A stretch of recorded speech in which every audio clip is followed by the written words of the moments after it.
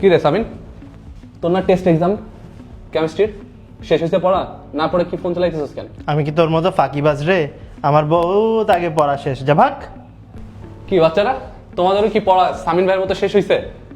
শেষ করো আর না করো, কিছু ছোট্ট টিপস টেক্সট এক্সামে স্পেশালি কেমিস্ট্রির জন্য অ্যাপ্লাই করো।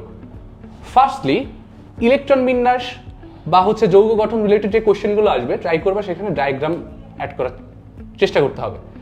সেকেন্ডলি হচ্ছে যেই সব প্রশ্নের উত্তরে তুমি রিয়াকশন অ্যাড করতে পারো অবভিয়াসলি ট্রাই করবা রিয়াকশনগুলোর অ্যাড করার। অ্যান্ড থার্ডলি, যেটা মোস্ট ইম্পর্টেন্ট, সেটা হচ্ছে গিয়ে আমাদের যেই দ্রবণীয়তা বা হচ্ছে তোমার পঞ্চম অধ্যায় রিলেটেড যে কোশ্চেনগুলো আসে রাসায়নিক বন্ধন, সেখানে যখন তোমাকে জিজ্ঞেস করবে যে এই যৌগটা পানিতে দ্রবণীয় হবে কিনা, সাধারণত সোডিয়াম ক্লোরাইড, ক্যালসিয়াম ক্লোরাইড এইগুলাই আসে। সেই ক্ষেত্রে অবশ্যই অবশ্যই অবশ্যই আয়নগুলো ভেঙে ভেঙে যেভাবে দ্রবণীয় হয় ডিটেলস স্ট্রাকচার অ্যাড করার ট্রাই করতে হবে।